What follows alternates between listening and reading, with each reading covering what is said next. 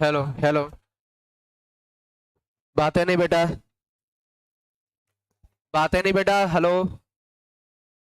चलिए आज हम लोग न्यू चैप्टर स्टार्ट करेंगे। स्टैटिस्टिक्स।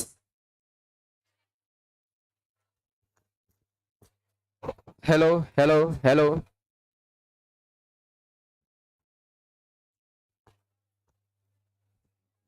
बेटा बात करनी है, पहले बात कर लो आराम से। बात करनी है आपस में। करनी है। जी भर के बात कर लो पहले, है ना।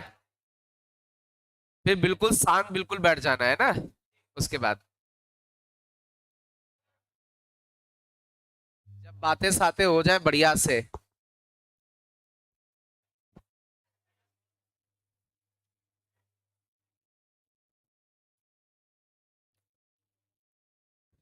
चलिए तो हम लोग अभी भी कुछ बच्चे बात कर रहे हैं। अच्छा तो आज हम लोग कौन सा चैप्टर स्टार्ट करने वाले हैं। और ये चैप्टर बहुत ही बढ़िया चैप्टर है ना। बहुत ही बढ़िया चैप्टर है ना। आप लोग सोचोगे हम क्या बोलेंगे। बहुत ही इंपॉर्टेंट, लेकिन ये चैप्टर बहुत ही बढ़िया चैप्टर है। अच्छा इसमें आप लोगों ने कुछ थ्योरी वगैरह कंप्लीट की है। 10th लेवल के कॉन्सेप्ट आपको आते हैं। तो सबसे पहले तो हम लोग डिस्कस करते हैं जो स्टैटिस्टिक्स होता है ये क्या होता है, कौन बताएगा। Raise your hand. आपस में ये बात करनी यार, पिट जाओगे फिर। इधर देखो बहुत ध्यान से। स्टैटिस्टिक्स चैप्टर यदि इसमें हम लोग देखें तो किसके बारे में पढ़ते हैं या क्या होता है ये। Raise your hand. हाँ बताओ बेटा।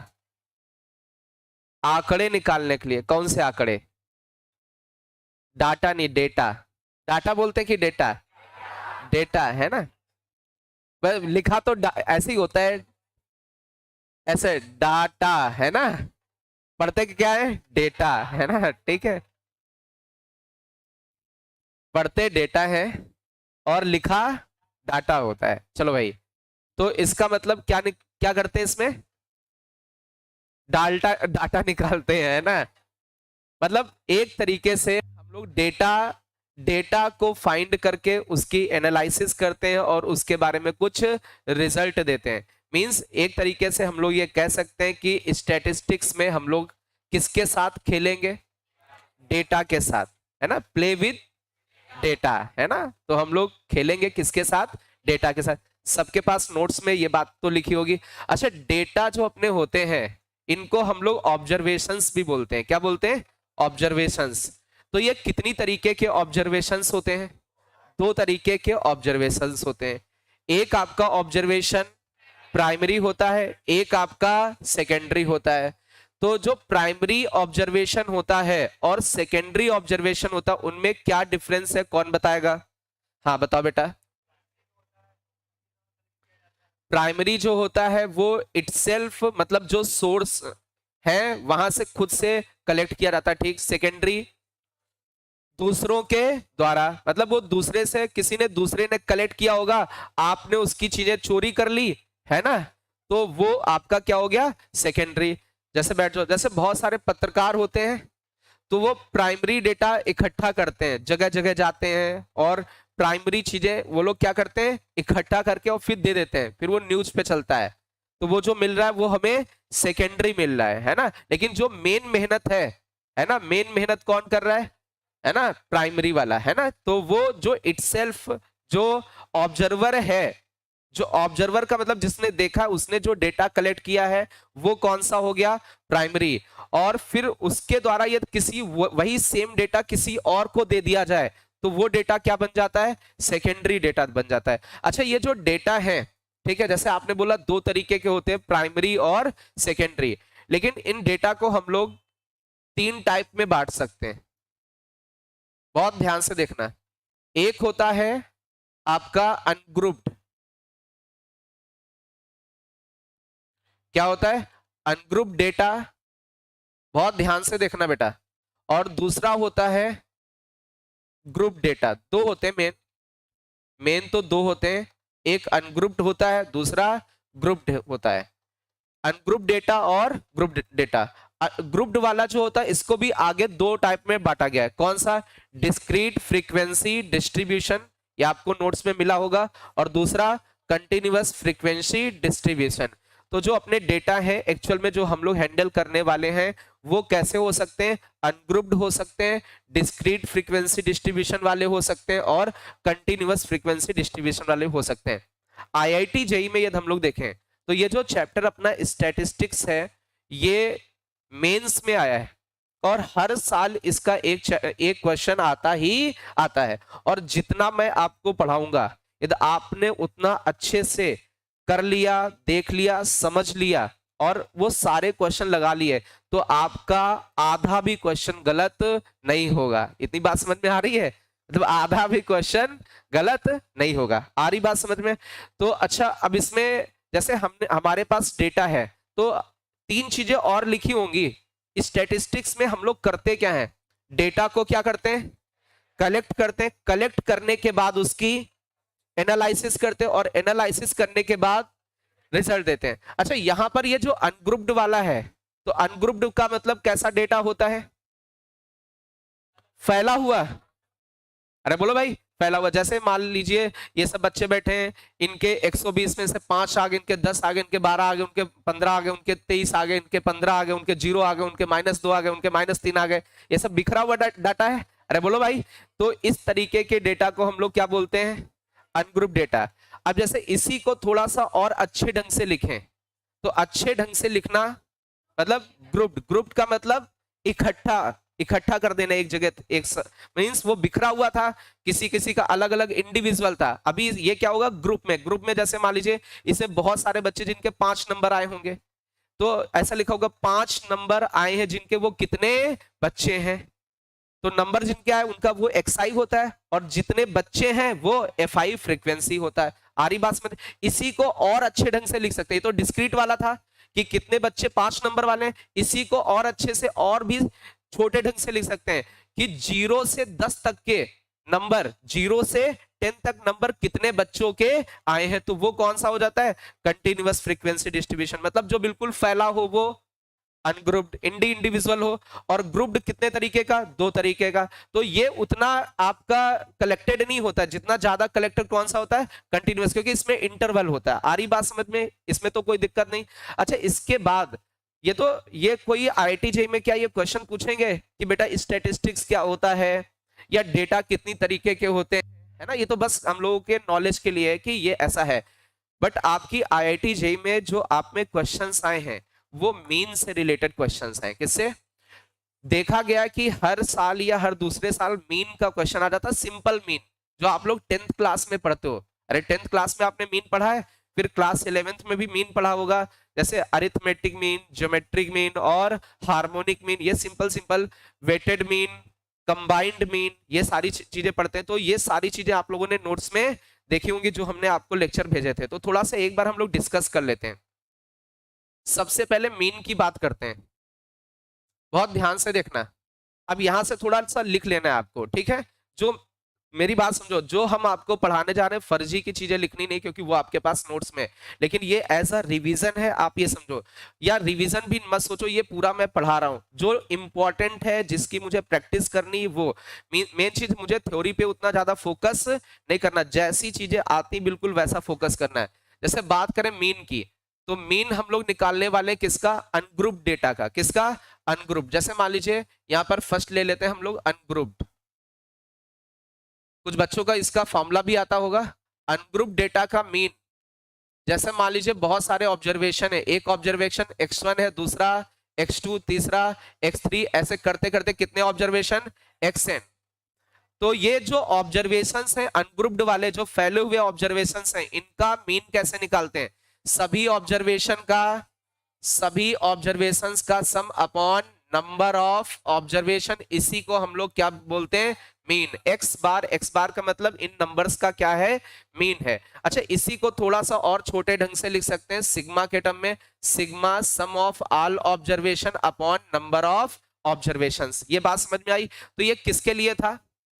अनग्रुप्ड के लिए। जैसे यहां पर ग्रुप डेटा लिखे होते हैं, तो ग्रुप्ड वाले में बात करें हम लोग,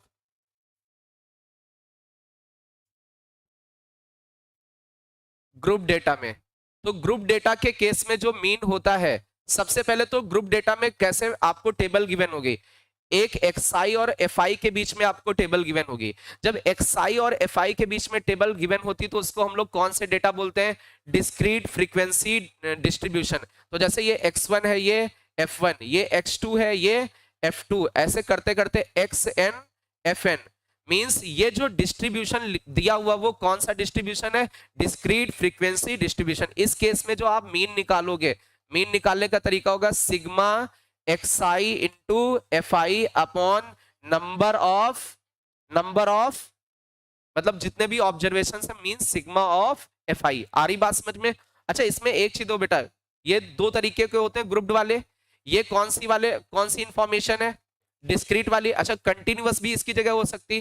कंटिन्यूअस का मतलब जैसे इंटरवल आपको गिवन है, जैसे दे दिया आपका 0 से 10 दे दिया, फिर 10 से 20 दे दिया, फिर 20 से 30 S1 ऐसे दे दिया। अच्छा, इसी से हम लोग क्या xi बना सकते हैं। xi होता है इनकी मिड वैल्यूज 0 प्लस 10, अभी लिखो नहीं, बहुत ध्यान से समझ, 0 प्लस 10 10 बाई 2 5। अच्छा, इसकी मिड वैल्यू कितनी आएगी 15, इसकी मिड वैल्यू 25। कैसे निकालते हैं, इन दोनों को क्या किया ऐड बाई 2, 10 प्लस 20 30 बाई 2 25, इनको ऐड करोगे 2 से डिवाइड करोगे 25, तो इसको क्या बोलेंगे xi। बट आपको फ्रीक्वेंसी साथ में गिवन होगी, इंटरवल के साथ में क्या गिवन होगा, फ्रीक्वेंसी। इंटरवल की मदद से क्या निकाल लोगे xi। जैसे मान लीजिए फ्रीक्वेंसी कुछ भी दे दिया आपको, F1 दे दिया, F2 दे दिया, F3 दे दिया, कुछ भी ऐसे दे दिया, ये आपका X1 था, X2 था, X3 था, तो बिल्कुल सेम रिजल्ट यही लग जाएगा। भाई इंटरवल को आपने XI FI में चेंज कर दिया कि नहीं चेंज कर दिया। जब इंटरवल वाले को कंटिन्यूअस कंटिन्यूअस वाले को हमने किस में चेंज कर दिया, डिस्क्रीट फ्रीक्वेंसी डिस्ट्रीब्यूशन में, तो हम लोग कौन सा फॉर्मूला लगाएंगे, यही सेम रिजल्ट लगाएंगे। तो ये दो चीजें लिख लो स्पीड में, स्पीड में लिखो भाई, इसको लिख लो एक बार थोड़ा सा रिवीजन के पॉइंट ऑफ व्यू से, आपके पास लिखा होगा, फिर भी रिवीजन के पॉइंट ऑफ व्यू से इसको लिख लें। मीन किसका निकाल रहे हैं, अनग्रुप्ड का। अनग्रुप्ड वाले sum of all observation upon number of, grouped वाले में इसमें आप चाहो तो ये चीज मत लिखो, ये चीज लिखने की जरूरत नहीं, सीधे सीधे आप ग्रुप्ड वाले में आ जाओ। ग्रुप्ड वालों के लिए ये मीन का फॉर्मूला अप्लाई करोगे, ग्रुप्ड वालों के केस में ये मीन का फॉर्मूला अप्लाई होगा। अभी हम लोग सीधे आने वाले, मींस ये जो दो सिंपल से रिजल्ट आपके सामने, इन्हीं पर बेस्ड जेई वाले क्वेश्चंस करेंगे।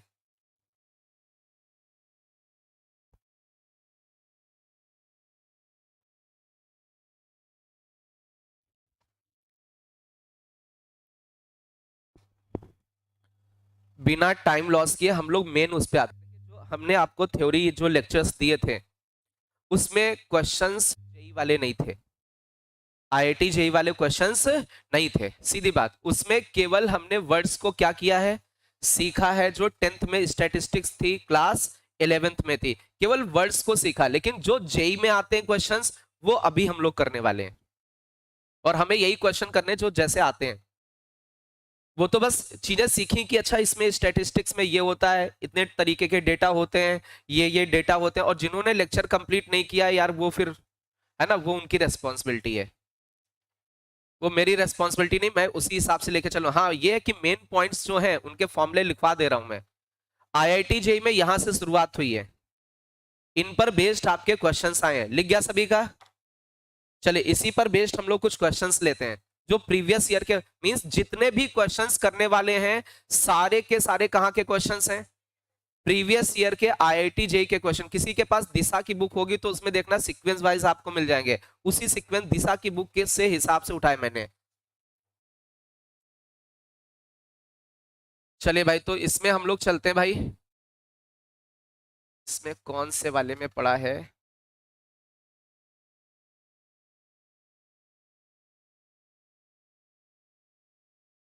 अभी मुझे देखना पड़ेगा भाई कहाँ पे पड़ा है, 1 मिनट। 0 17,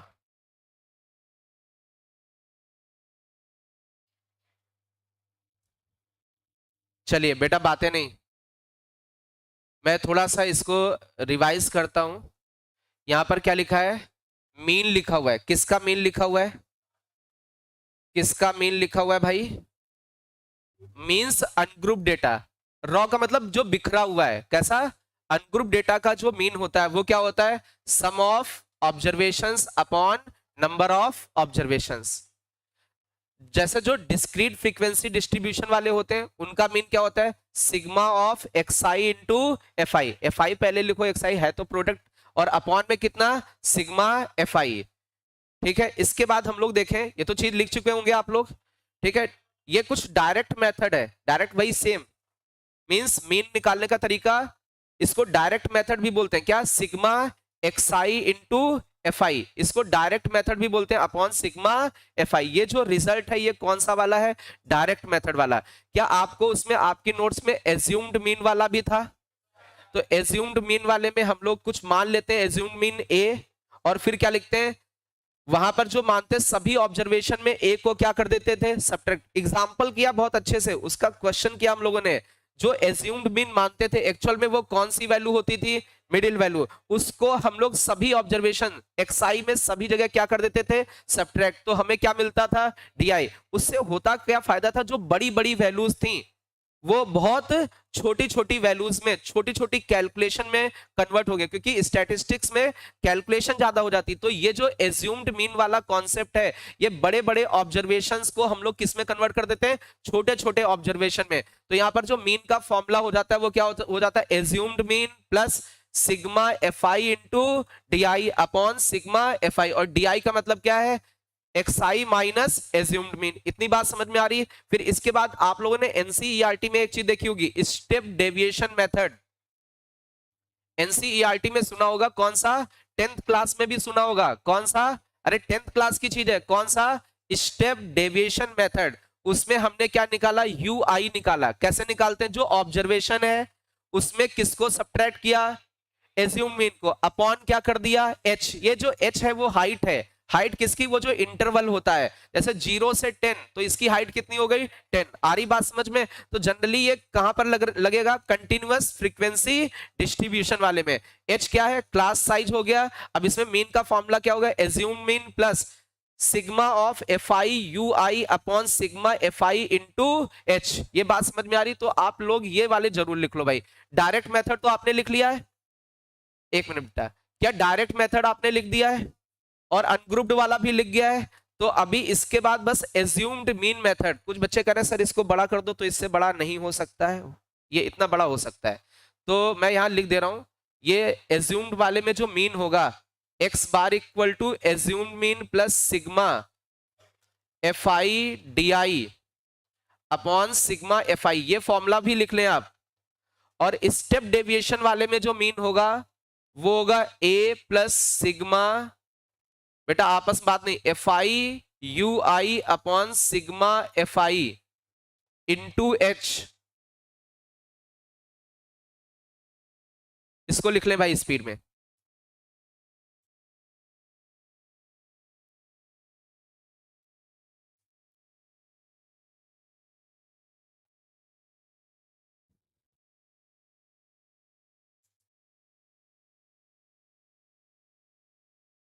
ये एज्यूम्ड मीन वाला है बेटा, इसको स्पीड में लिख लो।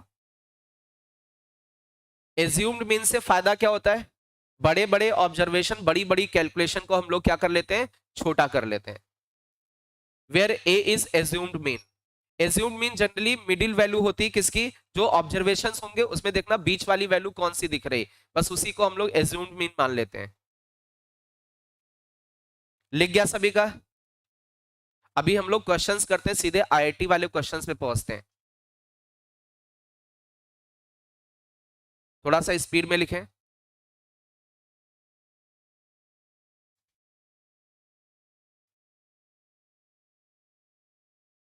आपको आईआईटी जेई के पॉइंट ऑफ व्यू से केवल ये फॉर्मूले आने चाहिए, अनग्रुप्ड का मीन क्या होता है, ग्रुप्ड वालों का मीन क्या होता है।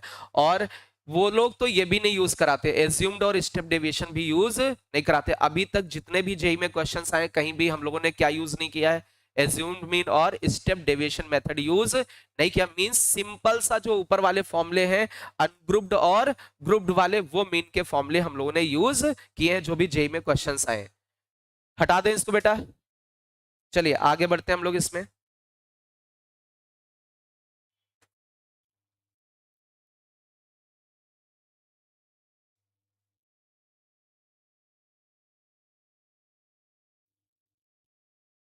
ये आपका आईआईटी जेई का लास्ट ईयर का आया हुआ क्वेश्चन है।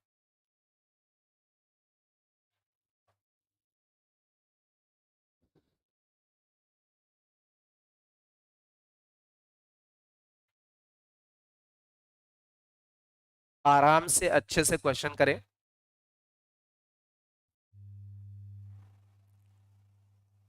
सबसे मेन सबसे इंपॉर्टेंट जो है अपनी प्रैक्टिस। स्टैटिस्टिक्स में अपने आप फॉर्मूला याद हो जाएगा। जितने हम लोग क्वेश्चंस कर लेंगे फॉर्मूला अपने आप याद। केवल दो फॉर्मूले याद रखने हैं। Sum of observation upon number of observation, sigma of X I F I upon sigma F I. बस ये दो फॉर्मूले हमारे जेई में।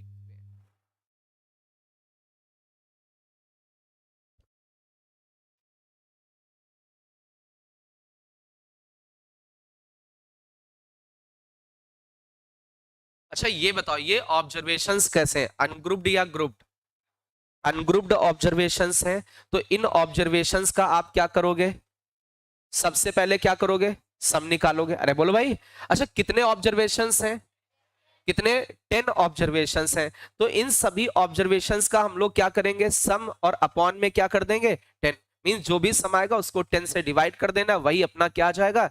मीन। तो बस केवल आपको निकालना क्या इनका? अरे बोलो भाई। इनका सबका क्या निकालना है? सम। तो आई थिंक कर सकते हैं आप लोग। अरे बोलो भाई। आईआईटी जेई का सिंपल सा क्वेश्चन है, बिल्कुल आसान सा। अनग्रुप्ड ऑब्जर्वेशंस 10th क्लास का क्वेश्चन है कि नहीं? अरे 10th क्लास में ऐसे ही तो होता था। कुछ अनग्रुप्ड ऑब्जर्वेशंस दे दिए और क्या पूछ दिया? अरे क्या पूछ दिया? मीन। तो सम करना सारे ऑब्जर्वेशंस का अपॉन नंबर ऑफ ऑब्जर्वेशंस। थोड़ा सा मैं हिंट देता हूं। ये जो नंबर से इनका ये सम करना है। सबसे पहला नंबर है 7 into 8। सेकेंड वाला नंबर क्या है? 10 into 10। ये कुछ गड़बड़ लिख रहा है। सही है? 10 into 10, हाँ सही है। 10 into 10, फिर 13 into 12। पैटर्न बन रहा है ना सभी का? फिर 16 into 14। लास्ट वाला क्या है? कितने ऑब्जर्वेशंस हैं? 10 है भाई। इन सभी का हमें क्या करना है? सम करना है। अब कुछ बच्चे होंगे क्या करोगे? 7 into 8, 7 अट्ठे 10 into 10, 100। सब लिखेंगे, जोड़ेंगे, है ना? आंसर आ जाएगा। गलत तो होगा नहीं। अरे मेहनत करेंगे आ जाएगा। लेकिन इसी को हम लोग थोड़ा सा सीक्वेंस एंड सीरीज में चेंज कर लेते हैं। किस में चेंज कर लेते हैं? Sequence and series. क्या इसका 7, बहुत ध्यान से देखना, 7 10 13 16, क्या ये सारे नंबर्स एपी में हैं? 7 में कितना ऐड हुआ? 3। तो कितना बना? 10। 10 में 3 ऐड किया 13। 13 में 3 ऐड किया 16। क्या ये एपी के टर्म्स हैं? तो एपी का जो जनरल फॉर्मूला होता है a+n-1d। एक ही जगह कितना है? 7+n-1।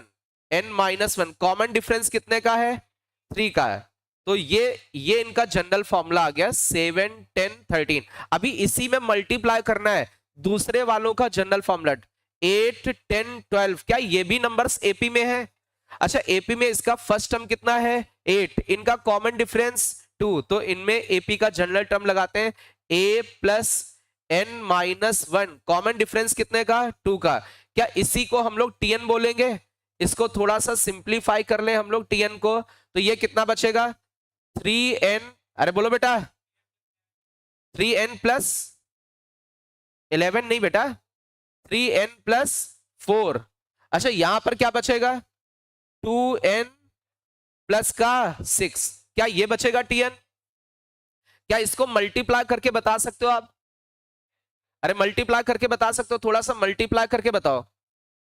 6n² करके आएगा प्लस का 26n। लास्ट में 24, क्या सभी का ये आ रहा है?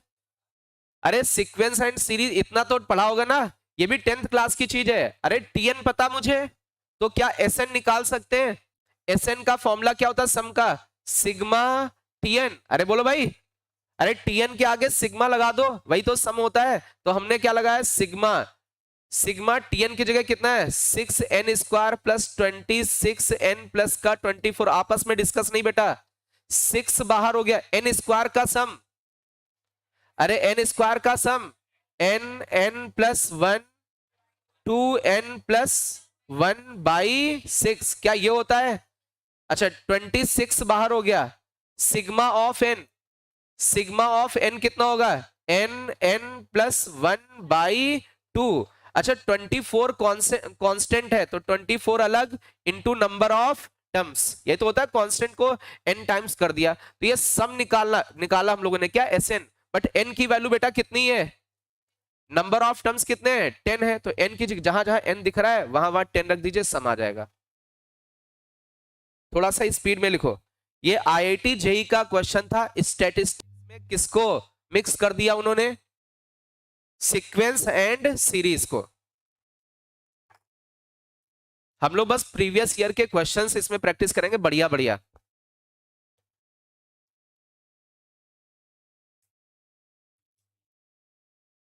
मैथमेटिक्स का मतलब ही है नंबर ऑफ क्वेश्चंस की प्रैक्टिस करना, ज्यादा से ज्यादा। स्पीड में सम ऑफ 10 टर्म्स बताओ। आगे बेटा कितना आ रहा है? 398, ये पूरा 398, 398 भाई। और बच्चे सॉल्व करके देखो, क्या 398 आ रहा है? साथ में जीरो भी, 3980 पक्का? तो यार मीन का फॉर्मूला क्या होता है? सभी का सम 3980 अपॉन नंबर ऑफ टर्म्स कितने? 10, कितना बचा? 398। ये आंसर आ गया, ये आंसर आ चुका है। एक बार इसको फिर से डिस्कस कर लेते हैं। अरे ये 10th क्लास का सीक्वेंस सीरीज यूज हुआ है एपी। 10th क्लास में आपको पता था कि यार कोई सीरीज है उसका क्या निकाल लो? टीएन, और टीएन के साथ क्या लगा दो? सिग्मा, तो क्या बन जाता है? एसएन। और सिग्मा ऑफ n², तो क्लास 11th में पढ़ा था। अरे बोलो भाई, सिग्मा ऑफ n² क्या होता है? n+1 2n+1/6। Sigma of n क्या होता है? n+1/2। अरे बोलो भाई, अरे इतनी थोड़ी सी तो मैथ आनी चाहिए ना। अब जेई की कर रहे हैं आप प्रिपरेशन, अब वही बच्चे वाली चीजें नहीं पढ़ानी मुझे, इसीलिए मैंने आपको लेक्चर दिया था कि आप उसको देखो, और उसमें ज्यादा फर्जी काम नहीं करना। हमें जो क्वेश्चंस आए हैं, कैसे आए हैं, कैसी कैलकुलेशन है, वो करनी है। क्या सभी का इतना मीन आ रहा है? आगे बढ़े, आगे दूसरे क्वेश्चन पे बढ़े। चलिए दूसरे क्वेश्चन पे हम लोग आते हैं।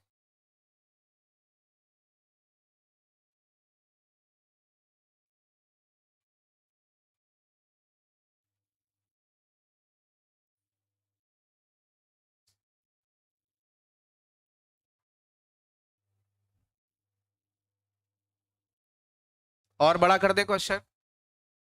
चलिए आप लोग पहले क्वेश्चन लिख लें अच्छे से।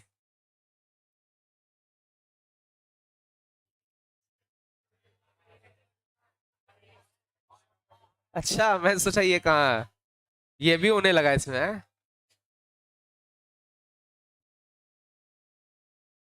12 बज गया, किसी की बुद्धि खुल गई है ना। अब दिमाग बहुत तेज चलेगा, जल्दी जल्दी आंसर आएगा।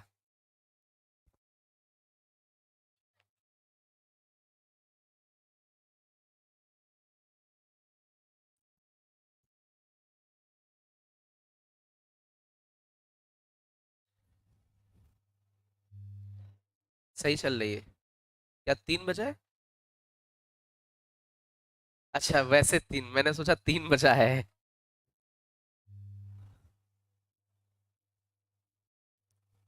अच्छे से आराम से इस क्वेश्चन को लिखो। आज जितने भी हम लोग क्वेश्चंस कर रहे हैं सारे प्रीवियस ईयर के क्वेश्चंस हैं। अभी स्टार्टिंग किससे की हम लोगों ने? मीन के क्वेश्चन से। कौन कौन से मीन के क्वेश्चन आए हैं? आराम से अच्छे से क्वेश्चन लिख लो, समझ लो, क्योंकि जेई में आया। और मीन तो 10th क्लास में पता था यार, सीधी बात है। 10th क्लास के क्वेश्चन आईआईटी में आ जाए तो कितनी बढ़िया बात है। कर लो भाई स्पीड में।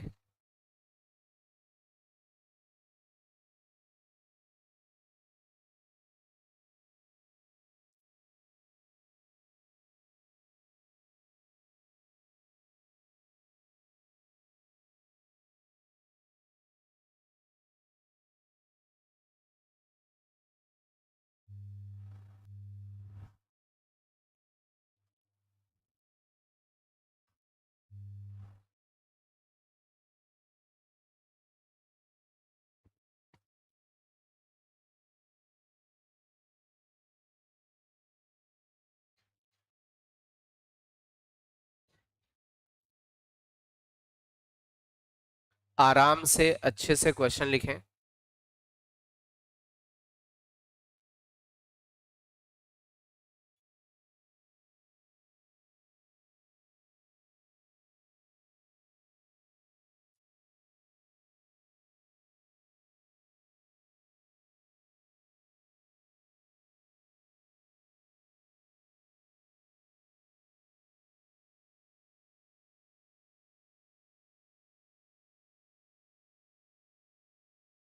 अभी क्वेश्चन लिखा है, अब इसको पहले पढ़ो, समझो कि भाषा क्या है, क्वेश्चन कहना क्या चाहता है।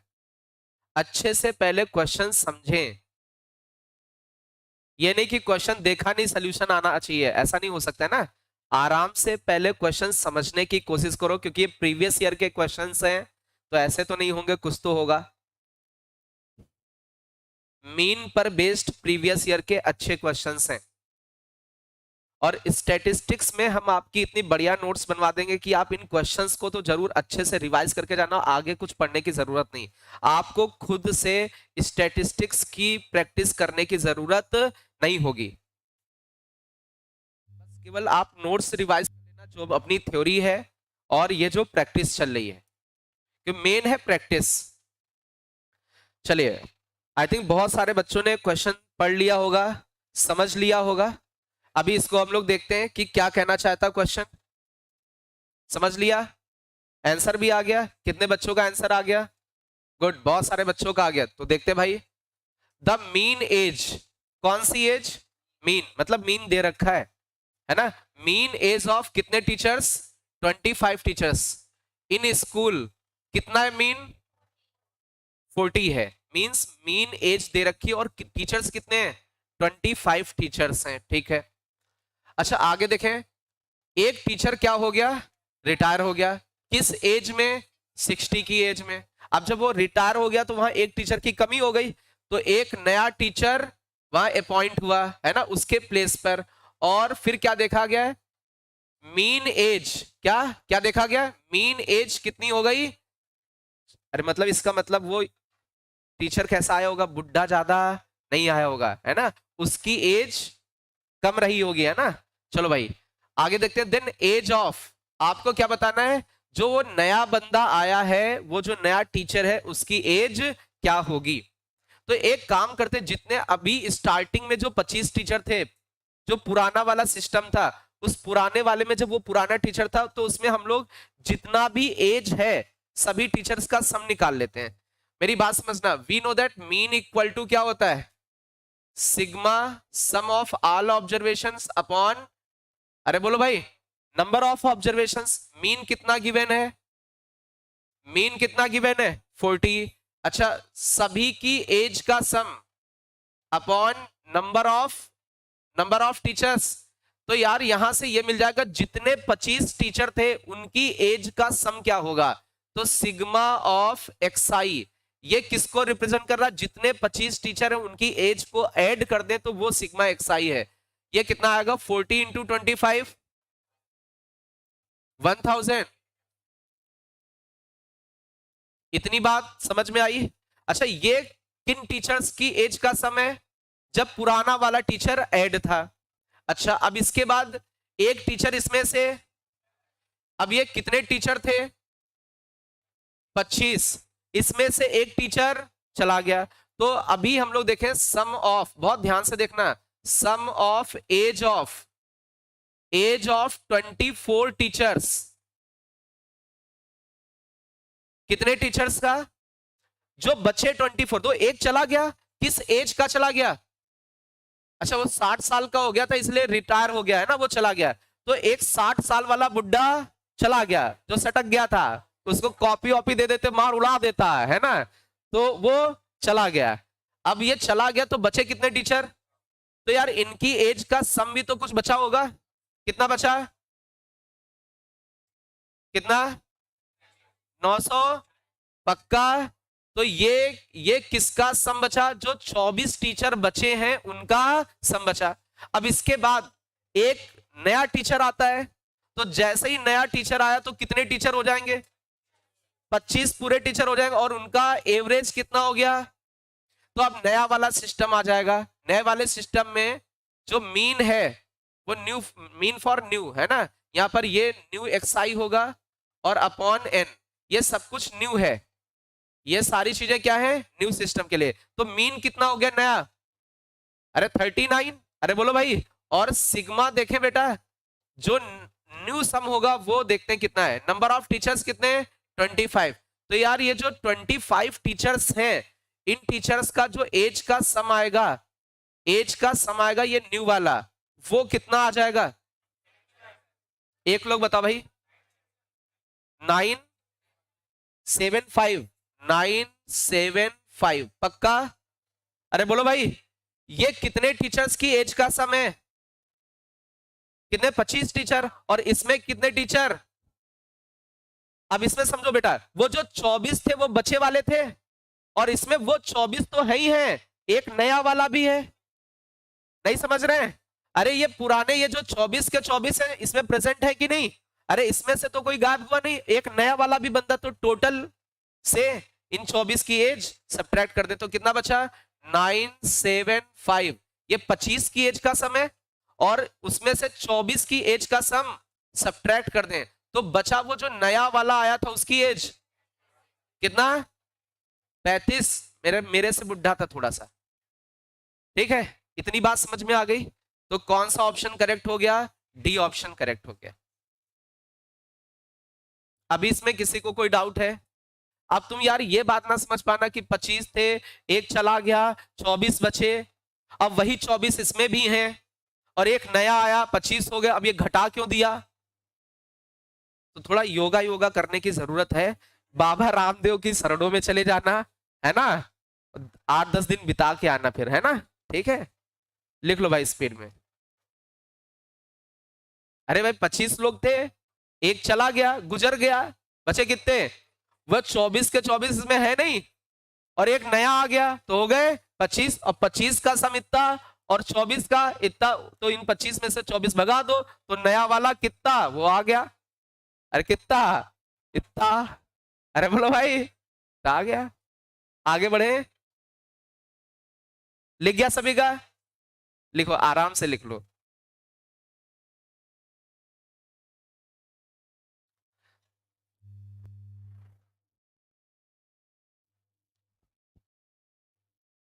देखिए, जो आपके चैप्टर एक एक जिससे श्योर क्वेश्चन आता है, हम उस पर ज्यादा मेहनत कर रहे हैं। अरे करनी भी चाहिए यार, श्योर है, आसान है चैप्टर। अरे कितने आसान है, बस आपको क्या समझना है? भाषा। भाषा समझ में आ गई, क्वेश्चन कह क्या रहा है अपने आप सॉल्व कर लोगे, बस भाषा समझनी है। आगे बढ़े।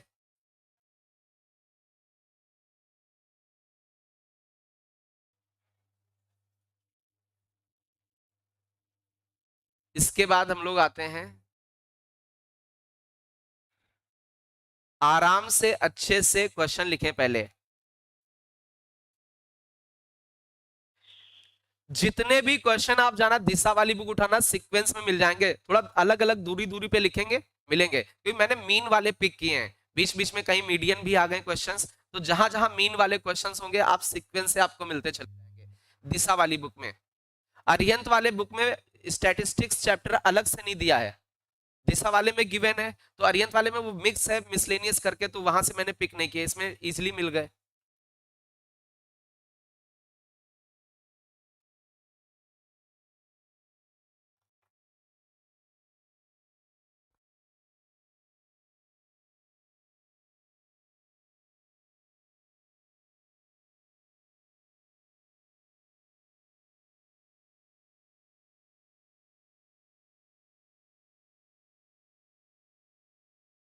मीन का क्वेश्चन है, आपको मीन गिवन है, मीन का क्वेश्चन है, ये मीन आपको गिवन है।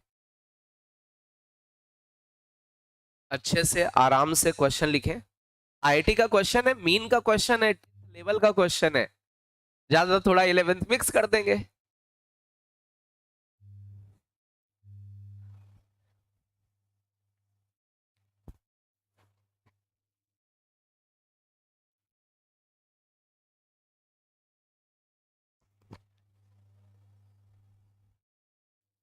आपस में डिस्कस नहीं बेटा।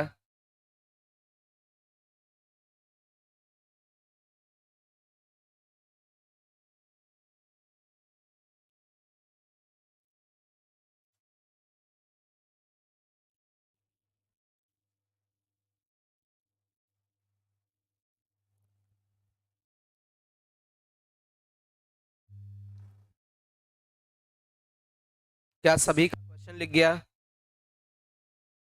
अभी लिख गया तो थोड़ा सा अच्छे से पढ़ लो, आप अच्छे से पढ़ो इसको।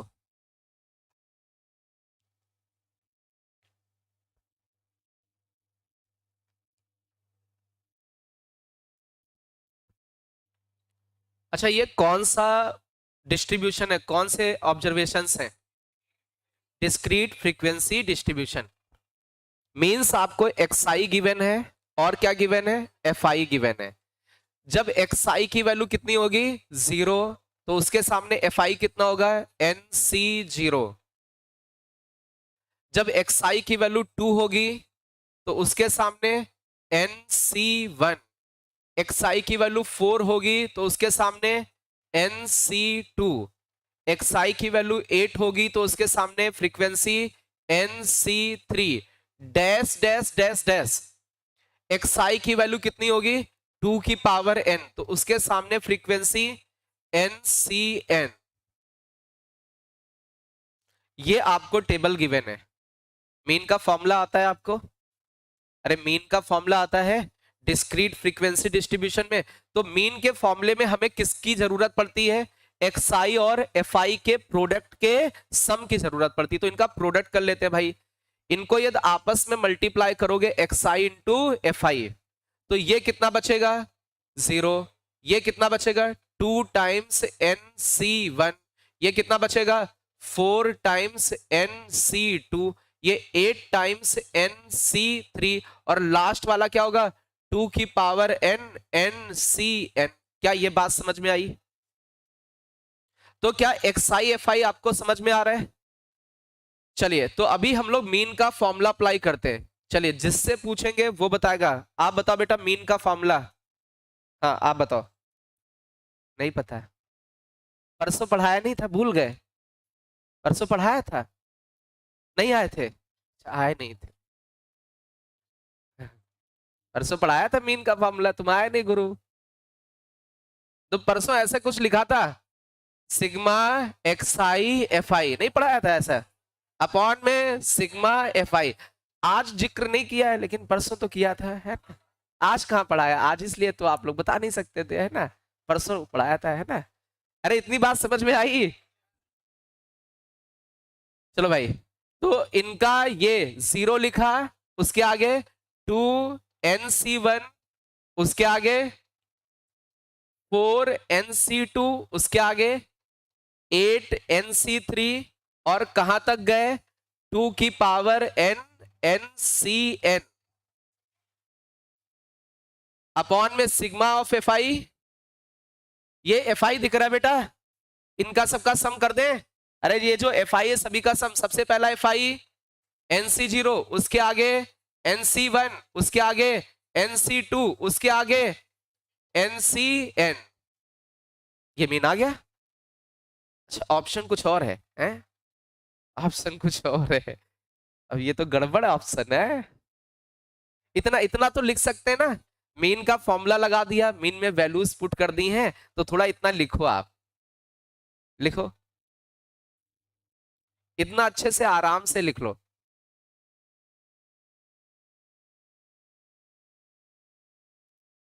हाँ गुड, एक दो बच्चों से हो गया है।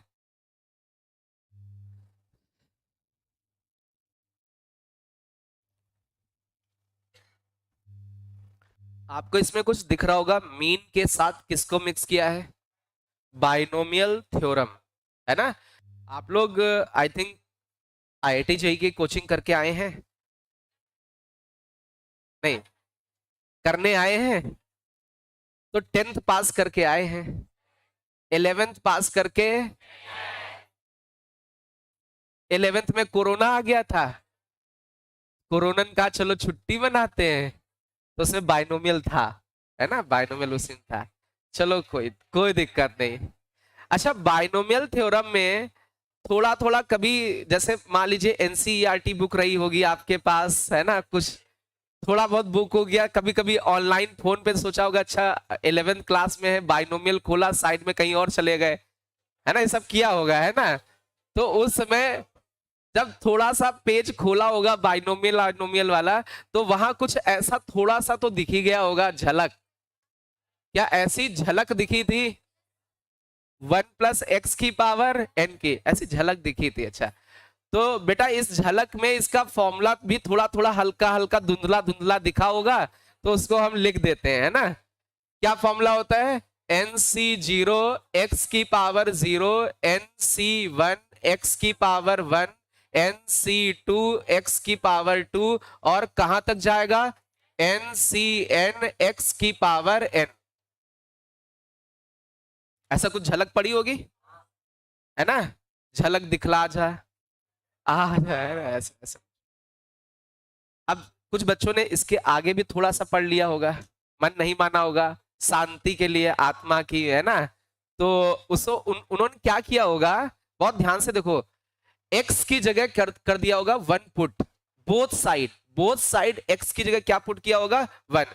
जैसे ही x की जगह 1 पुट किया होगा, तो 1 + 1 2 की पावर n, तो ये 2 की पावर n हो गया। अच्छा यहां पर क्या बचा? nc0, अरे 1 की पावर 0 1। अच्छा ये क्या बचा? nc1, 1 की पावर 1 1। अच्छा आगे क्या बचा? nc2, 1 की पावर 2 1, और ऐसे करते करते कहां तक जाओगे? ncn। और कुछ बहुत अच्छे प्राणी रहे होंगे जो इधर उधर इस मतलब बाइनोमियल को पढ़ रहे होंगे, इधर उधर नहीं गए होंगे, तो उन्होंने देखा होगा, उन्होंने याद किया होगा nc0 nc1 nc2 up to ncn, इनका सम कितना होता है? और ये वैल्यू डायरेक्ट याद होगी उनको, और डायरेक्ट याद होनी चाहिए। ये जितने भी बाइनोमियल कोफिशिएंट हैं, इनका सबका सम कितना होता है? अरे कितना होता है? 2 की पावर n होता है। नहीं याद था, अभी याद रखोगे। nc0 nc1 nc2 कहां तक? ncn, इनका सबका सम 2 की पावर n। तो क्या नीचे वाले का सम आ गया? अरे नीचे सिग्मा fi यही तो लिखा था, तो सिग्मा fi की वैल्यू 2 की पावर n है, सिग्मा fi की वैल्यू 2 की पावर n है। अभी उसके ऊपर भी कुछ लिखा था ना, अब इसमें कुछ देखो, कुछ ऐसा पुट कर दे कि ऊपर वाला आ जाए, कुछ कर ऐसा कमाल कि ऊपर वाला आ जाए। क्या क्या पुट करें, क्या पुट करें इसमें? कुछ समझ में आना चाहिए। x इक्वल टू, अच्छा आ जाएगा, तब तो यार कमाल हो जाएगा, चमत्कार हो जाएगा। x की जगह 2 रखें, 2 + 1 3, 3 की पावर n। अच्छा ये कितना बनेगा? 2 की पावर 0, 2 की पावर 0 1, क्या बचेगा? nc0, ये लफड़ा कर रहा है। अच्छा ये कितना बचा? 2nc1, अरे बोलो भाई, ये 2 का स्क्वायर 4nc2 ऐसा बनेगा। अच्छा लास्ट में ये क्या बनेगा? 2 की पावर n, और क्या बनेगा? ncn। क्या ऐसा कुछ बनेगा? यदि x की जगह 2 पुट करेंगे, x की जगह बोथ साइड 2 पुट करके देखो क्या ये लाइन बन के आ रही है। और यार ऊपर किसका सम लिखा है?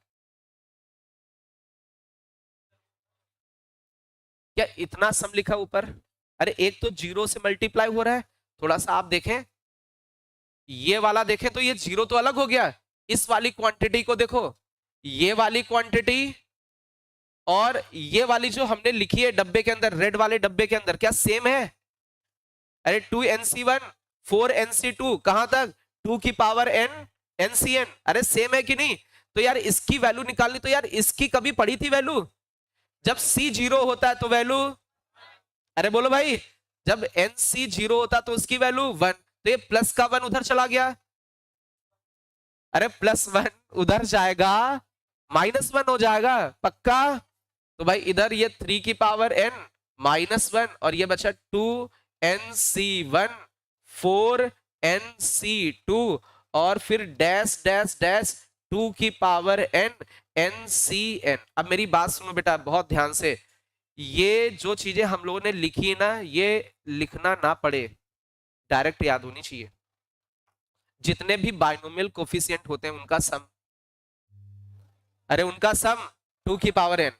यदि 2 रखते हैं तो यार दिख रहा है यहाँ 2 बनेगा, यहाँ 4 बनेगा, उसके आगे 8 बनेगा, ऐसे 2 की पावर n बनेगा। तो 2 रखने पर ये कितना बनेगा? 3 की पावर n। बट ये उसमें अपने सम में नहीं है ना, इसलिए इसको उधर लेके भेज दिया तो +1 उधर चला गया -1।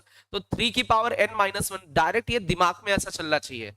मीन्स ये जितना भी लिखा है ये इसमें पेन उठना नहीं चाहिए, ये डायरेक्टली अपने दिमाग में कैलकुलेट होनी चाहिए चीजें।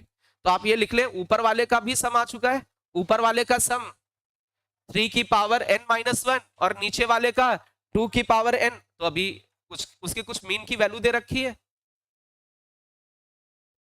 सॉल्व करें इसको, इतना लिखे पहले।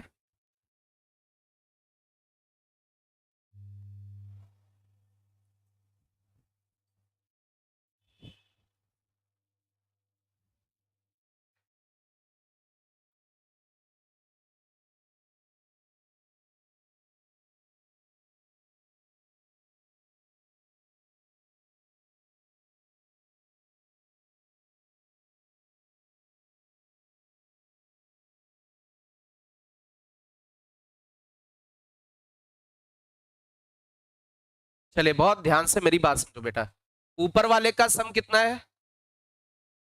अरे बोलो भाई, 3 की पावर n -1, नीचे वाले का 2 की पावर n, क्या इनका सम दे रखा है? इनका सम कितना है? 91 इंटू 8, मतलब इसकी वैल्यू दे रखी है अपॉन 2 की पावर n। 2 की पावर n से 2 की पावर n, तो अभी ये -1 उधर चला जाएगा, 3 की power n equal to 91 into 8 +1 कितना? 7 729 729, 3 की पावर बनेगा 3 की पावर 6। हाँ थोड़ी आप लोग मदद कर रहे हैं मेरी, धन्यवाद, है ना। 3 की पावर 6 बनेगा।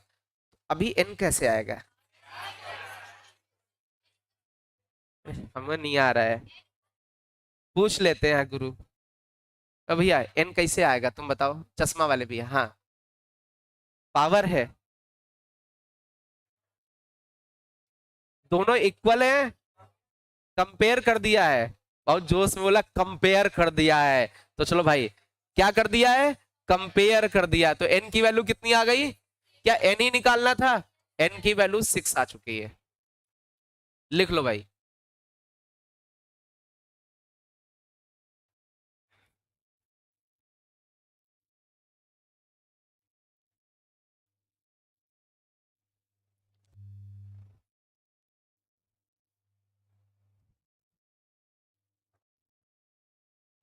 बातें नहीं, लिख गया सभी का? आगे बढ़े, चले भाई आगे बढ़ते हैं हम लोग।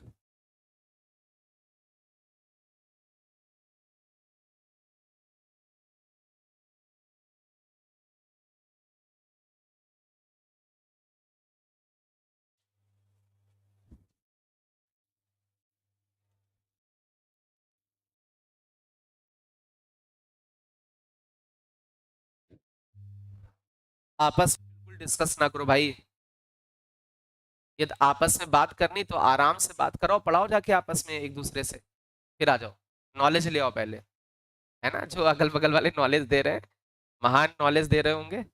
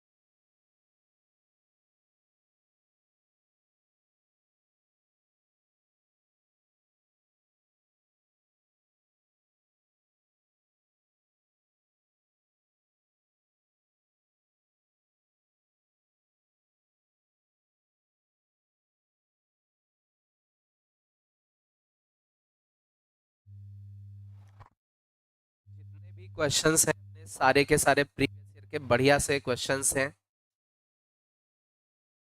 ये वाला वीडियो में था। हाँ, तो एक दो क्वेश्चन बीच बीच में आ गए होंगे तो पढ़ाते समय, यदि ये आ गया तो बढ़िया बात, सबको आ रहा होगा।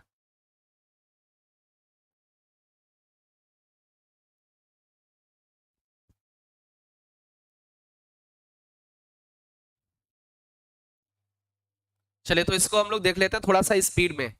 आपको मार्क्स गिवन है, क्या गिवन है? मार्क्स का मतलब क्या होता है? एक्स आई, और जो फ्रीक्वेंसी होती वो एफ आई। और फ्रीक्वेंसी कितने बच्चों का दिया है? 20, मतलब इनका सबका सम।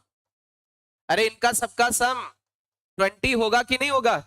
अरे वो बोले कि कितने टोटल बच्चे हैं? 20, तो टोटल बच्चे का मतलब जितनी फ्रीक्वेंसी उनका सबका सम। तो इसको इन सभी को ऐड करके किसके इक्वल कर दें? 20 के। क्या x की वैल्यू आ जाएगी? स्पीड में देखो x कितना आ रहा है।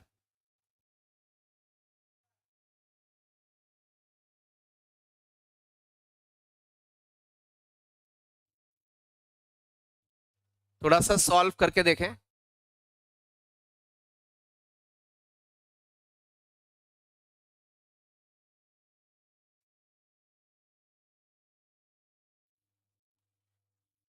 सॉल्व करके देखें, ये क्वाड्रेटिक बनेगी।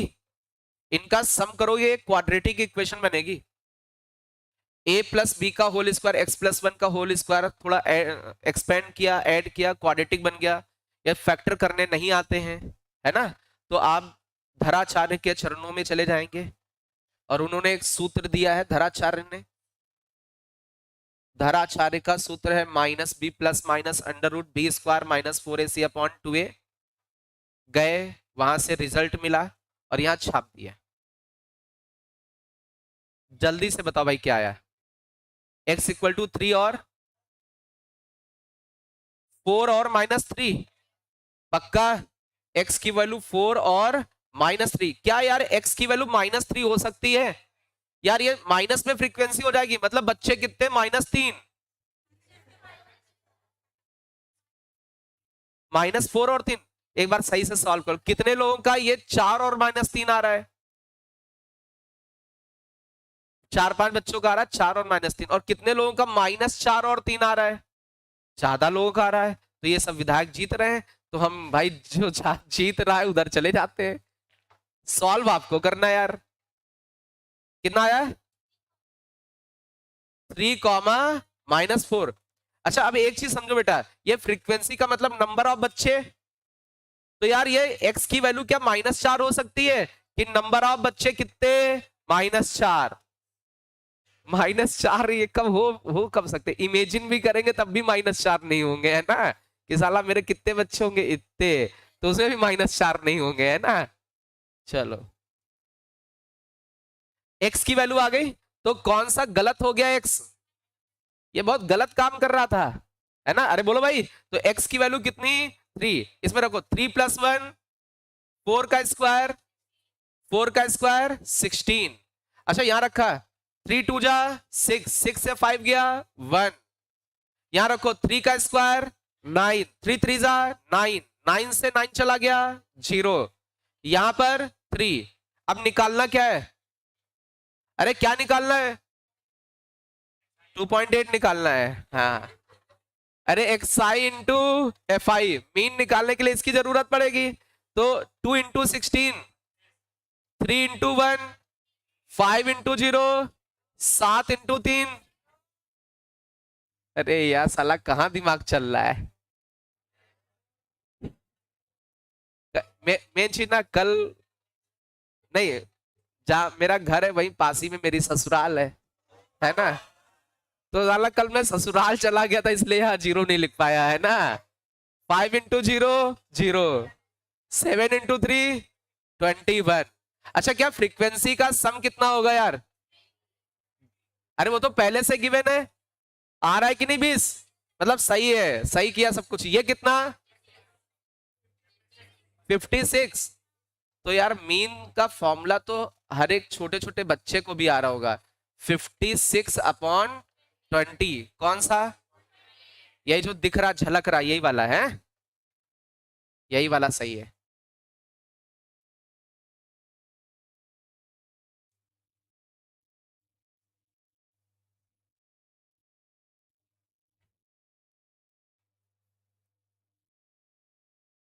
किसी को कोई डाउट है इसमें? अरे बोलो भाई।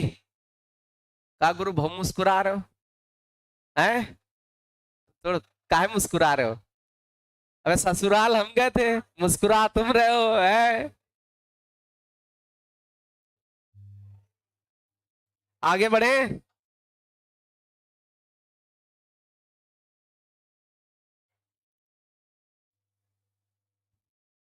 ससुराल में फंक्शन था। क्या था? तो उसमें सब डांस वांस नहीं करते? तो हमको भी बुला लिया, आओ डांस करो आके। मेरी साली मेरा हाथ पकड़ ले गई। अब साला जब हाथ पकड़ के ले गई तो हम क्या करें? तो उसके बाद थोड़ी देर बाद उसमें एक गाना चल गया।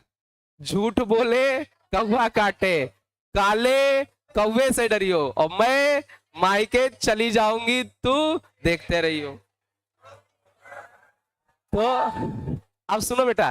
तो उसमें अब मेरी बीवी थोड़ा दूर खड़ी थी। अब मैं और वो दोनों लोग डांस कर रहे थे।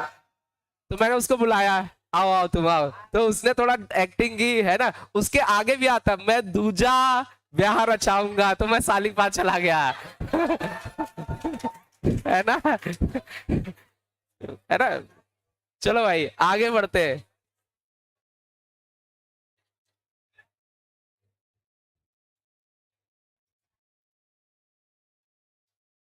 बातें नहीं बच्चा, लिखो इसको।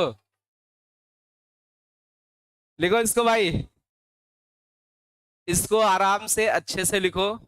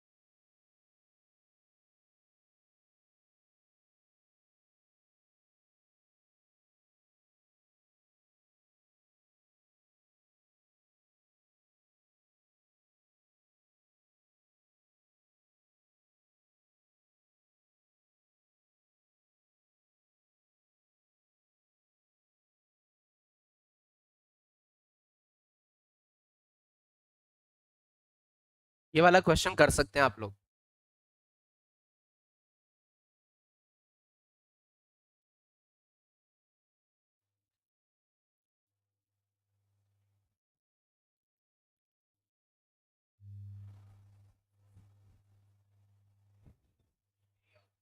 बी ऑप्शन होगा लास्ट वाला। अच्छा कितने ऑब्जर्वेशंस हैं? 16 ऑब्जर्वेशंस हैं और उनका मीन क्या दे रखा है उन ऑब्जर्वेशंस का? The mean of data set 16 observation is 16। Mean they रखा कितना? 16। X bar is 16। आपको मीन दे रखा 16। क्या आप सम ऑफ ऑब्जर्वेशन फाइंड कर सकते हैं? तो sigma x I upon number of terms कितने इक्वल टू 16। तो सम ऑफ ऑल ऑब्जर्वेशंस कितना आ जाएगा? 256। जितने ऑब्जर्वेशन 16 है उनका सबका सम कितना आ जाएगा? 256। अरे सम अपॉन नंबर ऑफ ऑब्जर्वेशन यही तो मीन होता है। तो यार अब इसमें एक चीज दो, इसमें एक काम किया गया है, एक एक वैल्यू क्या कर दी गई? 16 को क्या कर दिया गया? डिलीट। और 16 को डिलीट किया गया और उसमें क्या ऐड कर दिया गया? 3 4 5। मींस जो सम था उसमें से कौन चला गया? 16। और क्या ऐड कर दिया गया? मींस जो करेक्ट वाला होगा इसको अलग से कर देते हैं, ये तो इनकरेक्ट वाला है। अरे जब उसमें सारे ऑब्जर्वेशन थे लेकिन जो करेक्ट सम आएगा न्यू वाला, बहुत ध्यान से देखो, जो न्यू वाला सम आएगा तो ये जो जितना भी है 256 इसमें से किसको डिलीट किया गया? 16 को डिलीट किया और किनको लेके आए? 3 + 4 + 5। अरे बोलो भाई, इनको लेके आए तो ये वैल्यू कितनी बची? 4 + 5। बेटा बातें नहीं आपस में। ये क्या न्यू वाला सम निकाल सकते हो आप लोग? कितना आएगा? 252। ये न्यू सम आ गया। अच्छा इसमें देखो नंबर ऑफ ऑब्जर्वेशन भी चेंज हो जाएंगे। जो टोटल आपके पुराने ऑब्जर्वेशन थे वो कितने थे? 16। तो अभी जो न्यू ऑब्जर्वेशन होंगे, नंबर ऑफ ऑब्जर्वेशन 16 से एक ऑब्जर्वेशन भाग गया, एक भाग गया लेकिन कितने जुड़ गए? एक भागा मतलब -1। और कितने ऐड हो गए एक्स्ट्रा? कितने आ गए? 3। तो ये इतने नंबर ऑफ ऑब्जर्वेशन हो जाएंगे। कितने बचे? 18 ऑब्जर्वेशन हो गए। अरे 16 ऑब्जर्वेशन में से एक को भगाया तो बचे कितने? 15। लेकिन 3 और आ गए, कितने हो गए? 18 ऑब्जर्वेशन। तो टोटल 18 ऑब्जर्वेशन है और उन सभी ऑब्जर्वेशन का सम 252 है। तो इनका मीन कितना हो जाएगा? Sum of all observations upon number of observations. कौन सा ऑप्शन करेक्ट हो गया? डी वाला ऑप्शन करेक्ट हो गया। आई थिंक समझ में आ गया होगा। स्पीड में लिख लो भाई।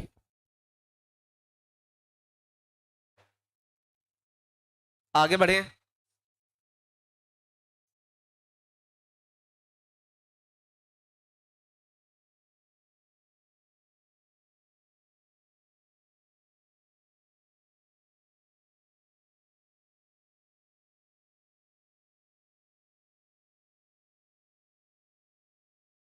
चलिए ये क्वेश्चन करें। लास्ट वाला क्वेश्चन हो गया तो अभी ये वाला भी हो जाएगा।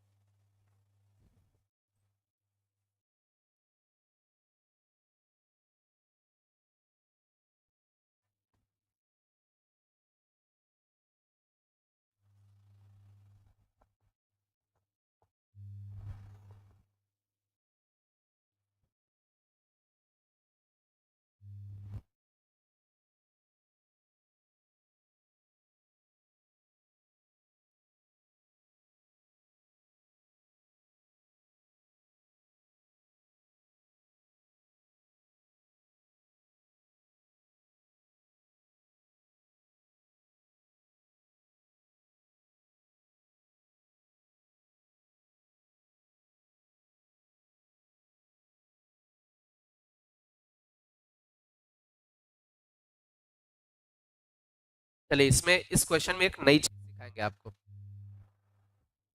नई क्या है वो आपको आती है, बट उसको लिखने का तरीका थोड़ा सा अलग कर देंगे।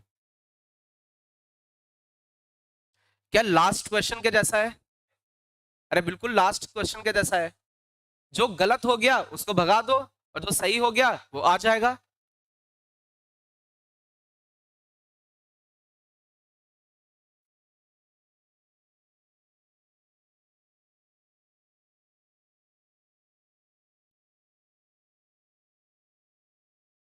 आगे बढ़े भाई।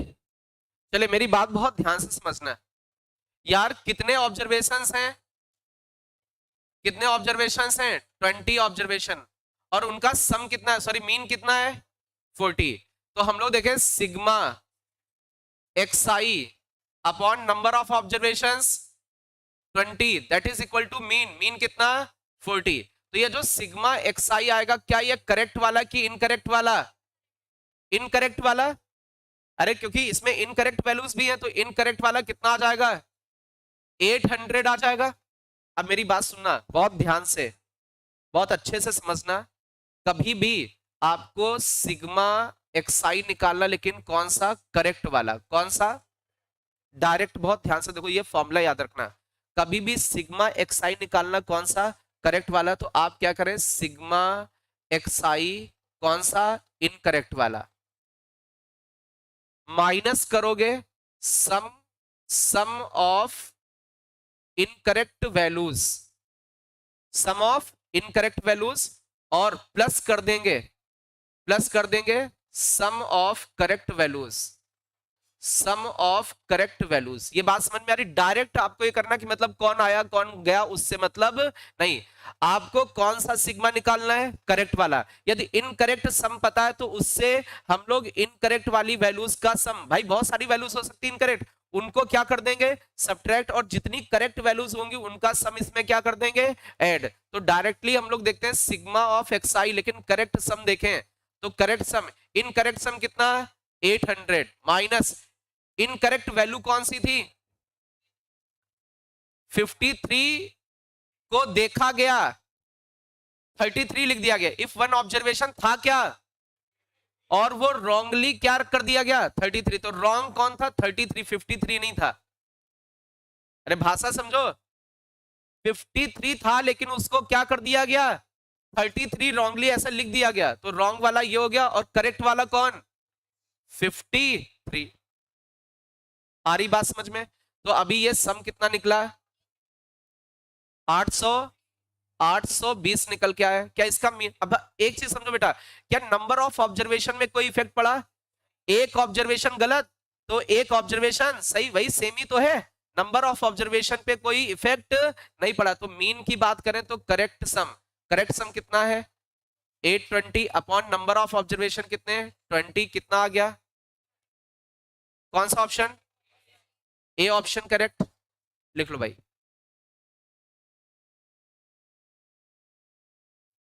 अच्छा, इसमें थोड़ा सा आपको एक नई चीज मिल गई। आपको ये चीज थोड़ा सा ये हाईलाइट करके लिख लेनी है। ये चीज हाईलाइट करके, बहुत सारी सुन लो बेटा, अपने प्रैक्टिस में जो लेक्चर में नहीं था, बहुत सारी शॉर्ट ट्रिक्स आएंगी, बहुत लेंदी लेंदी कैलकुलेशन जिनको सॉल्व करेंगे, और बहुत सारी चीजें उसमें, क्योंकि प्रीवियस ईयर के क्वेश्चंस नहीं थे, एक दो क्वेश्चन आए, तो बहुत सारे प्रीवियस ईयर के क्वेश्चंस हैं जिसमें शॉर्ट ट्रिक्स लगती, वो सारे डिस्कशन करने वाले हैं। और यही सबसे इंपॉर्टेंट क्वेश्चंस भी अपने लोगों के लिए। मेन मैथमेटिक्स का मतलब, अरे बार बार तो वही फॉर्मूला यूज हो रहा है। और खासकर देखें 98% जो आपके ऑब्जर्वेशंस होंगे वो कौन से होंगे? अनग्रुप्ड। कौन से होंगे? अनग्रुप्ड। बहुत ही कम चांस होते हैं वो कौन सा पूछते हैं? ग्रुप्ड वाला। चलिए भाई आगे बढ़ते हैं। इसमें लिख रहे हैं अभी, लिखो भाई स्पीड में।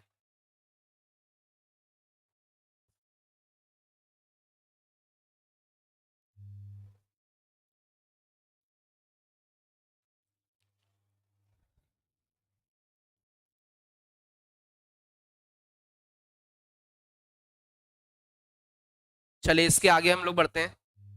बात है नहीं बेटा?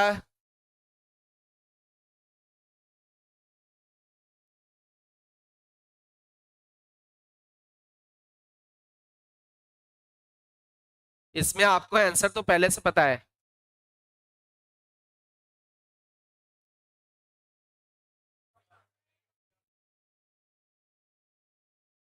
कर लो भाई, इसको स्पीड में कर सकते हो क्या? इसको स्पीड में सॉल्व कर सकते हो?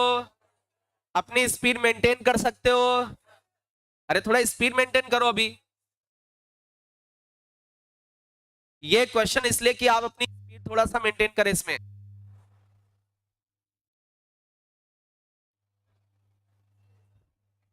कितने आइटम है?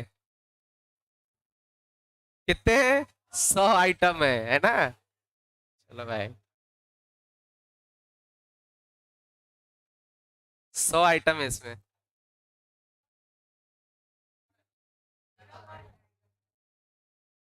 100 आइटमों का मीन कितना है? 49।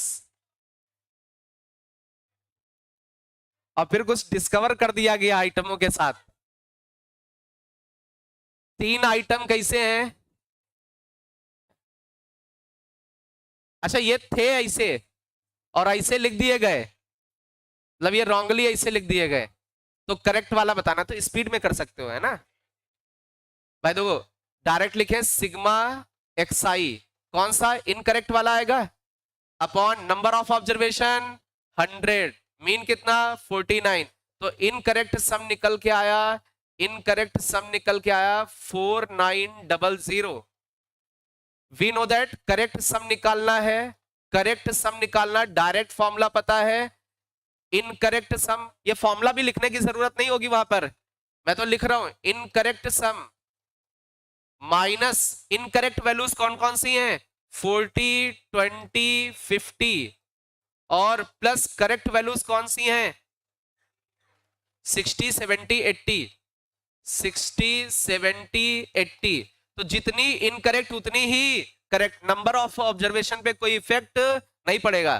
तो भाई इसमें देखें इनकरेक्ट सम कितना? 4900। ये जो भी आए 110, ये 210 प्लस का ये टोटल आंसर। एक लोग हाँ बोलो। 5000। तो मीन आ जाएगा। करेक्ट सम कितना? 5000। आइटम कितनी थी? 100। कितना आया? 50। लिखो भाई, आगे बढ़े।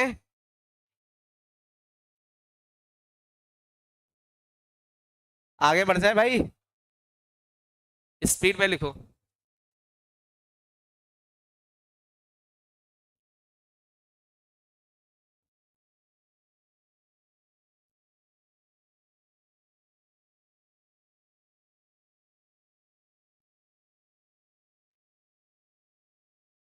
बात है नहीं बेटा?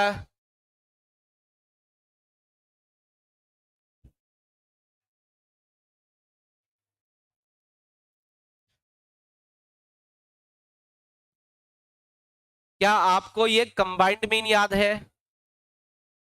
प्लीज बेटा बातें नहीं। आप लोगों ने नोट्स में, उसमें लेक्चर में देखा होगा कंबाइंड मीन। तो इसमें कंबाइंड मीन हम लोग कहां पर लगाते हैं? जहां पर ग्रुप्स का मीन गिवन हो। जैसे बहुत ध्यान से देखो, कंबाइंड मीन का जो फॉर्मूला होता है, अब इसमें देखो number of items in first group, कितने आइटम्स हैं? n1। और दूसरे ग्रुप में कितने आइटम हैं? n2। तो यहां पर ग्रुप्स हैं, क्या है? फर्स्ट ग्रुप में कितना आइटम? n1। सेकेंड वाले ग्रुप में n2। आ रही बात समझ में? तो टोटल आइटम कितने हो गए? n1 plus n2। अरे उससे डिवाइड मारना होता है। अब दो बेटा बहुत ध्यान से, अरिथमेटिक मीन किसका? फर्स्ट ग्रुप का कितना है? x1 बार। मींस ये इंडिविजुअल आ जाएगा, एक ऑब्जर्वेशन की उतनी वैल्यू ले सकते हैं। तो आपके n1 ऑब्जर्वेशन की n1 इंटू x1 बार। अरे बोलो भाई, तो दूसरे वाले में जो अरिथमेटिक मीन है वो इंडिविजुअल्स का कितना भाई? एक की वैल्यू कितनी आ जाएगी? x2 बार। और नंबर ऑफ ऑब्जर्वेशन कितने? n2। अब मेरी बात बहुत ध्यान से समझना, बहुत अच्छे से। दो ग्रुप्स थे, एक ये ग्रुप 1 था, एक ये ग्रुप 2 था। बहुत अच्छे से समझना, इस ग्रुप का मीन कितना है? x1 बार। इस वाले ग्रुप का x2 बार। इसमें नंबर ऑफ ऑब्जर्वेशन कितने? n1। इसमें नंबर ऑफ ऑब्जर्वेशन कितने?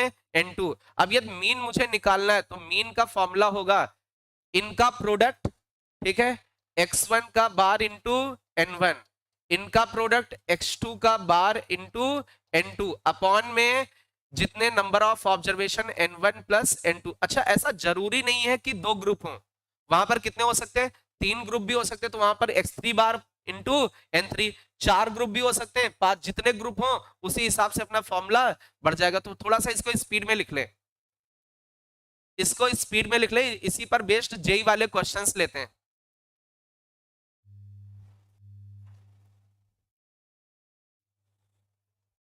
बातें नहीं बेटा, कंबाइंड मीन पर बेस्ड हम लोग क्वेश्चंस लेते हैं अभी। एक तरीके से ग्रुप का मीन गिवन होगा, जो फर्स्ट ग्रुप है उसमें बहुत सारे बच्चे थे और उन सभी बच्चों का मीन x1 बार। स्पीड में लिखो भाई,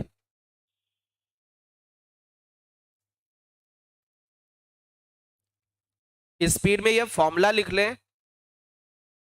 आपको याद रखना है जो आपके नंबर ऑफ ऑब्जर्वेशन होते हैं ग्रुप में into mean, number of observation group में इनटू मीन, इनका सबका सम करते जाते हैं अपॉन नंबर ऑफ ऑब्जर्वेशंस का सम, ये आपका कंबाइंड मीन होता है। और वहां पर हमने जब लेक्चर पढ़ाया तो वहां पर एग्जांपल भी दिए हैं मैंने कि उसका क्या कैसे क्यों है कंबाइंड मीन, तो वो आप देख सकते हो। अब वो ये नहीं पूछेंगे कि क्यों है, वो बस कंबाइंड मीन का क्वेश्चन पूछेंगे। आगे बढ़े, लिख गया सभी का?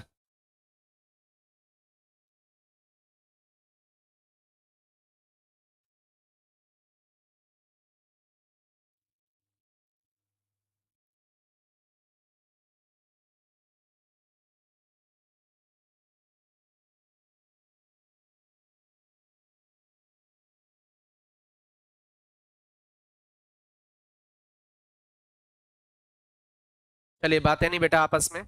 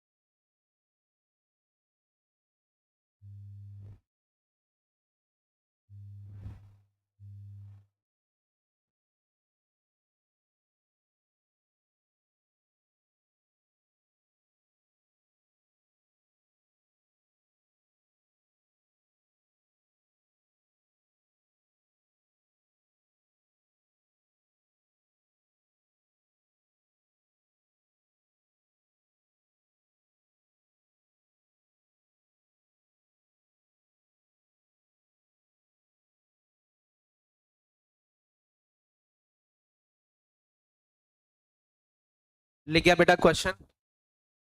थोड़ा सा स्पीड में लिखे।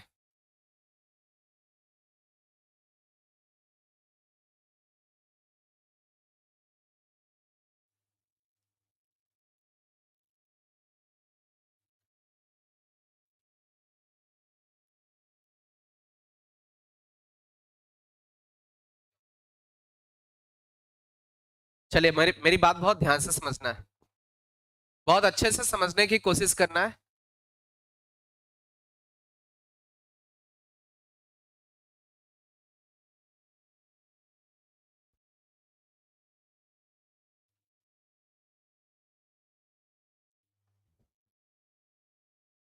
ये एक एरिया दिख रहा है आपको, इस पूरे एरिया को हमने 2 पार्ट्स में डिवाइड कर दिया।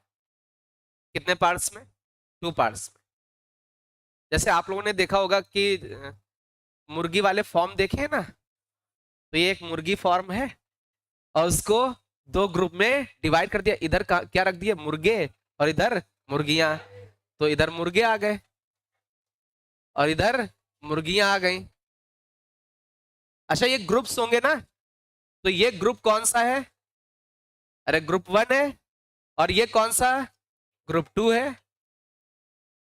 किसका किसका ग्रुप है? मुर्गा और मुर्गियों का। अरे बोलो भाई। अच्छा जो फर्स्ट ग्रुप है इसकी बात थोड़ी सी देखते हैं। द एवरेज मार्क्स ऑफ किसका, मुर्गा लोगों का कितना है 52, और मुर्गी लोगों का, ये एवरेज मार्क्स है ना, क्या है एवरेज मार्क्स मीन, ठीक है। तो यहां पर इसका मीन दे रखा है, बॉयज लोगों का कितना बेटा, x1 बार कितना है 52, और इनका कितना है x2 बार कितना है 42। तो इनके नंबरों का क्या दे रखा है, मीन दे रखा है। अच्छा आगे दे रखा है एवरेज मार्क्स, सही है ना, एवरेज मार्क्स किसका बेटा, इनका सभी का कंबाइंड एवरेज मार्क्स, मतलब कंबाइंड मीन। कंबाइंड मीन कितना दे रखा है, कंबाइंड मीन कितना है 50 है। तो आपको बताना कि परसेंटेज किसका, मुर्गा लोगों का परसेंटेज कितना होगा, ठीक है। तो यार इसका फॉर्मूला हमें आता है, एक काम करते हैं, इसमें नंबर ऑफ ऑब्जर्वेशन हम लोग मान लेते हैं n1, और इस वाले में n2। कितने मुर्गा हैं, अरे कितने n1, और कितनी मुर्गियां n2। अच्छा इसको बॉयज को हम लोग कहते हैं मराठी में, ये बोलने की कोशिश हम कर रहे थे, लेकिन मुर्गा निकल रहा था, है ना, वो निकल क्या रहा था, मुर्गा। अबे कोशिश क्या कर रहा था, अरे वो उसी को मराठी में बोलने की कोशिश कर रहा था। और गर्ल्स को क्या बोलते हैं, है ना, ठीक है, यस। चलो भाई, ऐसा लग रहा है ये गुलाम लिखा है वाला, दिख नहीं रहा है। चलो आगे चले, आगे चले। अब मेरी बात सुनो बेटा, यार एक्स बार का फॉर्मूला पता है, x1 का बार इंटू n1, और x2 का बार इंटू n2 अपॉन में n1 प्लस n2। तो यार ये वैल्यू दे रखी है आपको, x1 बार की वैल्यू कितनी है 50, और x1 52 इंटू n1, और कितना दे रखा 42, फिर क्या दे रखा है n2 अपॉन में n1 प्लस n2। क्या यहां से कोई रिलेशन बन के आएगा, n1 और n2 में रिलेशन आ जाएगा। तो n1 अपॉन n2 रेशियो निकाल ले, रेशियो कितना 4 का आएगा, n1 अपॉन n2 में, n1 अपॉन n2 कितना आ रहा है 4 आ रहा है, 4/1 बोल सकते हैं उसको, 4/1। अब ये रेशियो कैसे आएगा, ऊपर नीचे n2 से डिवाइड मार दो, या सीधे सीधे n1 और n2 में रिलेशन आएगा। यहां से क्या रिलेशन बनेगा, n1 बराबर 4n2 ऐसा बन रहा है, तो n1 अपॉन n2 4 आया। तो यदि 4x मुर्गा है तो 1x मुर्गी होंगी, अरे बोलो भाई 4x मुर्गा तो 1x मुर्गी। तो किसका परसेंटेज निकालना है, मुर्गा का। तो परसेंटेज कैसे निकालते, कितने मुर्गा, कितने 4x अपॉन में टोटल कितने बच्चे, अच्छे मतलब कितने 5x, अरे 4x plus 1x, 5x into into 100, ये चला गया, कितना बचा। वैसे भी दे सकते हो 4:1 का मतलब, जिनके पास दिमाग होगा तो 4:1 का मतलब, अरे बोलो भाई 80% होगा। आगे बढ़े, सिंगल वेरिएबल मतलब, हाँ बिल्कुल कर सकते हैं। अरे साला, ये तो है ना, ये लिख गया सभी का।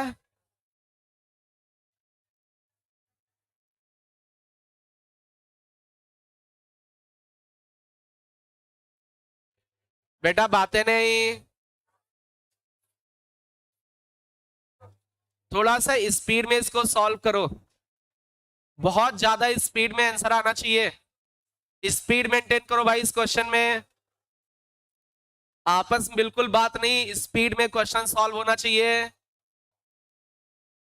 स्पीड में आपसे होना चाहिए, क्योंकि इसके जस्ट पहले वाला इसी के जैसा था।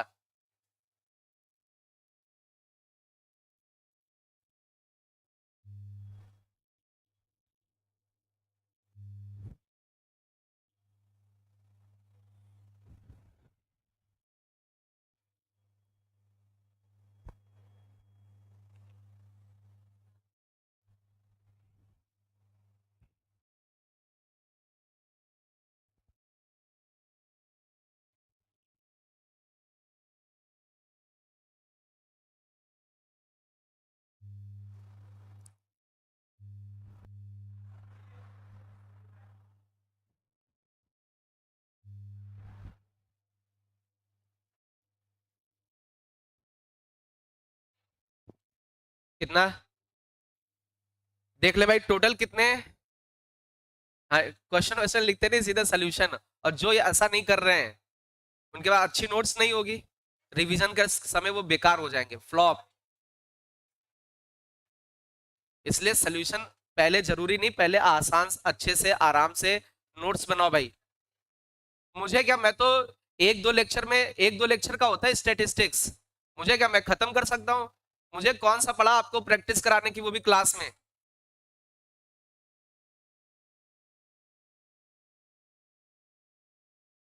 चलिए बहुत ध्यान से दो, टोटल बच्चे कितने। अरे टोटल कितने, 100। उसमें से कितने बच्चे लड़के हैं, 70। और कितनी बची लड़कियां। अरे जब 70 लड़के तो बचे कितने, 30 लड़कियां मान लेंगे। ये गलत है, मैथमेटिकली इसको गलत करना चाहिए। 70 लड़के हैं तो 30 लड़कियां।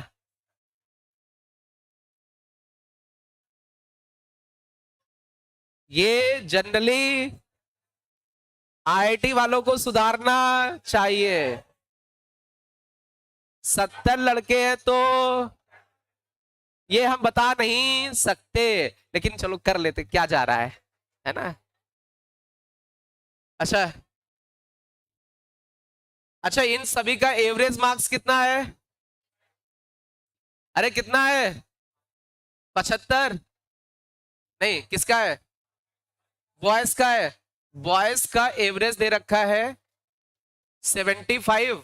एवरेज मार्क्स टोटल टोटल दे रखा है कितना, 72। एवरेज मार्क्स किसका बताना है, गर्ल्स का। गर्ल्स का एवरेज मार्क्स बताना है। ये N1 है 70 और N2 है 30। जैसे इसके पहले वाले क्वेश्चन में था कि इतने हैं बच्चे, इतने ये बच्चे, भैया गलत काम किया इन्होंने। ऐसा भाई आईआईटी का पेपर है, कोई ऐसी वैसी बात थोड़ी नहीं यार। अरे बोलो भाई, इतनी कुछ गलती करते हैं यार ये, कि 70 लड़के तो 30 लड़कियां। चलो भाई, मीन कितना बेटा, 72। तो x1 into N1, 75 into 70, x2 into N2, तो 30 इंटू x2 बार, अपॉन में कितना, 70 30। x2 बार बता दो कितना, 65।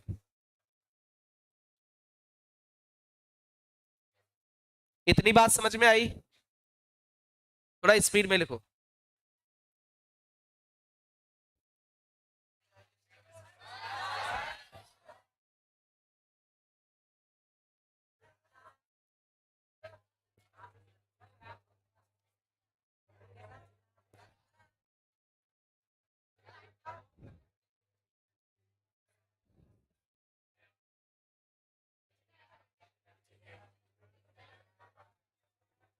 इसका भी क्वेश्चन आया है, हेडिंग डालेगा वेटेड मीन। वेटेड मीन वाला बताओ, नेक्स्ट टर्न पे इसको कर दे। कहां पे, अब नेक्स्ट टर्न बोला नहीं, खड़ा हो गया, बैग टांग के डाला, है ना। चलो भाई नेक्स्ट टर्न पे मिलते हैं।